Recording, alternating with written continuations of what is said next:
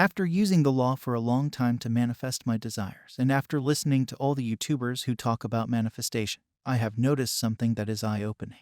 Upon self-introspection, I now know better what the law is all about and what we are all after. It's a simple concept, but we get it mixed up with physical objects. I've seen that many individuals feel trapped and irritated while attempting to manifest their desires. I believe it is because they place too much emphasis on the physical object rather than the feeling of having that thing or the state of mind that comes with owning that thing.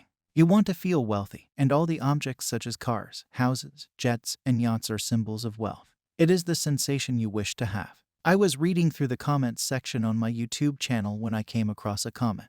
The comment said how someone can feel wish fulfilled when it was never experienced in the past by that individual. For example, I don't know how it feels like to have an Audi because I never had it. I can only feel wanting it because I always wanted it.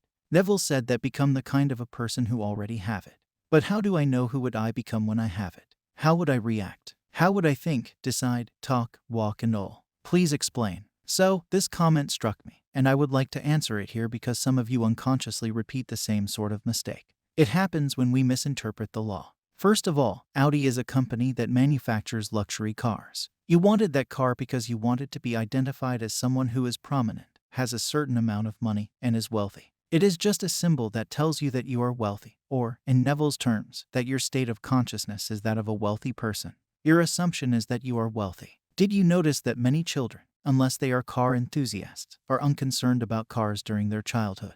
They are content to sit in a Ford, Toyota, Audi, or Mercedes. They are not concerned with the company, but all they want is the window seat. They hang out with their friends, and they love to ride a bicycle. They expect from you to buy them a specific type of bicycle. You don't even know why they are asking for that matte black bike with the red stickers on it. But for them, it is an object that gives them a feeling of importance. Similarly, every one of us wants certain things because we want to feel something.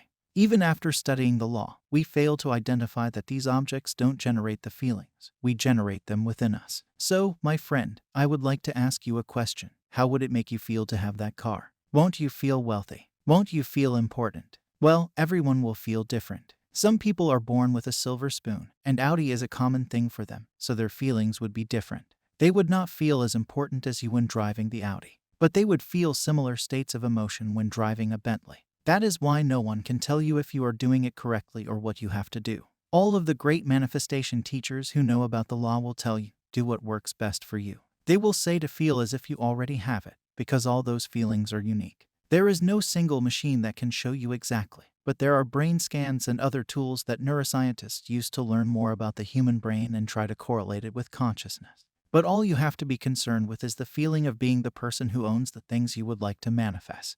You want those abs and that perfect body because you want to feel sexy. You want that person because you want to feel loved. You want that college because you want to feel important.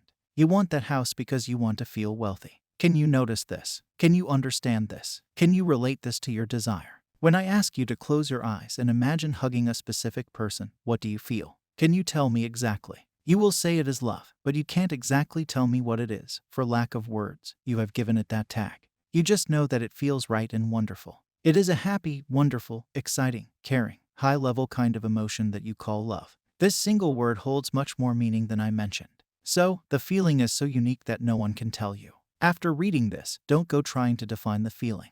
Don't tell someone else that you have to feel like this or that to have that car. You just have to ask yourself this simple question. How would it feel if it were true right now? And you will know the feeling. If you call it wealthy and convey it to another, he may misinterpret it because he has been blessed with money since childhood. Perhaps he will feel important, but I'm not sure. Are you getting me? Go back and watch that. Whenever you wanted something, you got it. Did you get the car?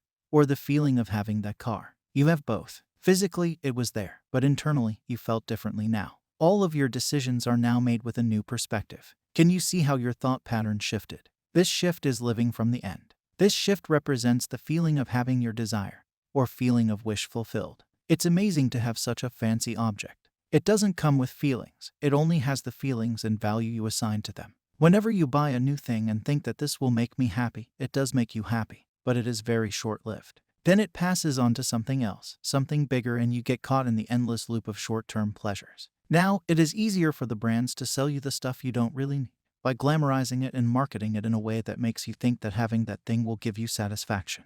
They play those advertisements and show them to you again and again so that you will think more about them and purchase those things from them. Well, they are not wrong either. They are doing their job and running an economy. So, the point I want to make is that the feelings are always there in you. You can feel them whenever you like to. Wherever you are, talk to yourself as beautifully as you would talk to little children. You will feel loved. The amazing thing is that you don't have to wait to feel like a millionaire. You certainly know how you would feel because of the stories you have attached to a millionaire's lifestyle. You can feel it right now if you want. Haven't you felt love before your relationship started? Didn't you feel those good vibes before you even said hello to your crush? Who generated them? Wasn't it you? So this is the core teaching of your favorite teacher, Neville Goddard. Your state of mind is far more important and valuable than the physical possession of those objects. When you have that mindset and that state of consciousness, those objects will definitely find you and stay with you. However, if you feel like a person who has a lack mentality, you will lose everything. So, today's reminder is to take your attention away from the physical object and place it on the feeling of having it. Place your attention on the feeling of a wish being fulfilled. The object is just a symbol, and you want the feeling that can be generated within you. Once your dominant feelings shift to the feeling of having your desired outcome, the object, scenario, or person manifests in your reality. I hope you got the clarity that you were seeking. Subscribe if you learned something wonderful today. I will meet you with another golden nugget. Happy manifesting.